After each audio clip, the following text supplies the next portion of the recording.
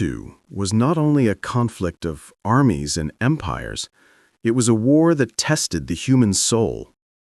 Nowhere was this clearer than in Warsaw, Poland, a city that became both a graveyard and a symbol of defiance. Among the most tragic and heroic episodes of that war was the Warsaw Ghetto Uprising of 1943, an event that proved that even in the face of certain death, the human spirit can refuse to surrender. After Nazi Germany invaded Poland in 1939, Warsaw became the heart of the occupation. By 1940, German authorities forced nearly 500,000 Jewish residents into a walled section of the city, the Warsaw Ghetto. At just 3.4 square kilometers, it was one of the most densely populated places on Earth. Families of 8 or 10 shared one room. Food rations for Jews were set deliberately low. A starvation policy that allowed about 200 calories a day per person, less than 1/10 of what a human body needs. Typhus spread. People collapsed in the streets and were carried off by carts. And outside the walls, the rest of the city lived in muted complicity or fear. The Nazis called this segregation order. Inside, the people called it a slow death. But amid the decay, there were underground schools, secret newspapers, hidden concerts, even smuggled books. It was as if art and learning became weapons, a quiet rebellion against being turned into ghosts. The whisper of extermination. By mid-1942, rumors reached the ghetto. Jews were being resettled in the east. In truth, trains were departing from the Umschlagplatz railway station to the Treblinka extermination camp, where almost everyone was gassed upon arrival. Between July and September 1942, about 300,000 men, women, and children were deported from Warsaw and murdered. Those left behind, mostly young people, realized there would be no survival through obedience.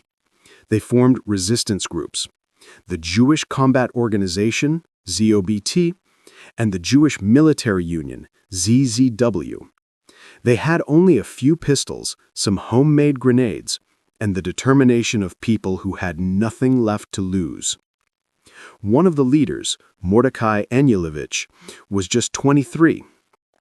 He wrote to his friends outside the ghetto, "The dream of my life has come true. I have seen the Jewish defense in the ghetto in all its greatness and glory." On April 19, 1943, the eve of the Jewish festival of Passover, German troops entered the ghetto to begin its final liquidation. They expected passive victims. Instead, they were met with gunfire, Molotov cocktails, and a thunderous will to fight. Smoke rose from every street. Jewish fighters emerged from attics and sewers, ambushing German patrols, vanishing into hidden tunnels. They had few bullets and no hope of winning, only the hope of dying on their own terms. The German commander Jürgen Stroop later reported, "The Jews no longer surrendered. They fought for every building." Day after day, German forces burned the ghetto block by block. Flames consumed apartments, synagogues, and schools. Many civilians were burned alive in their hiding places. Yet the fighting continued for almost a month, longer than the defense of entire nations in the same war. By mid-May, the resistance was crushed. Mordecai Anielewicz and his comrades made their last stand in a bunker on Mila Street 18. When surrounded, they chose to die together rather than surrender. Their bunker became a tomb and later a memorial. On May 16th, Stroop reported to his superiors, "The former Jewish quarter of Warsaw no longer exists." But the words were hollow. What he destroyed was not just stone and brick, it was a people who had dared to fight back against annihilation. Even as the smoke cleared, Small groups of survivors escaped through the sewers to join the Polish resistance. Their stories spread across Europe, inspiring other uprisings in camps and ghettos from Sobibor to Białystok. When the Red Army entered Warsaw in 1945, the city was almost entirely in ruins. 90% of its Jewish population was gone. Yet the memory of the uprising became sacred. In 1948, a monument to the ghetto heroes was erected near the site of the battle, and in 1970, German Chancellor Willy Brandt knelt before it, a gesture that became one of the most powerful acts of repentance in modern history. The uprising changed nothing militarily, but everything morally. It reminded the world that even when stripped of weapons, freedom, and life itself, human dignity can still resist the machinery of death.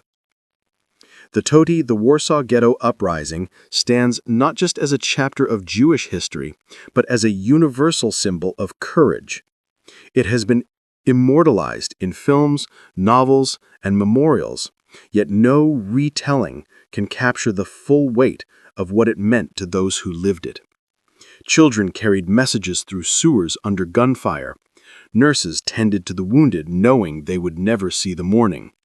Teachers whispered lessons by candlelight as the walls closed in. Every act, no matter how small, became a declaration. We are still human. The story of the Warsaw Ghetto Uprising is not about victory in the traditional sense.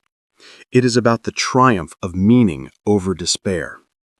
In a world that had declared them subhuman, those trapped behind the ghetto walls proved that even the most powerless can defy the machinery of death with courage, memory, and truth. Warsaw's ashes became soil for remembrance, and from that soil grew one of humanity's most enduring lessons, that dignity, once awakened, can never truly be destroyed.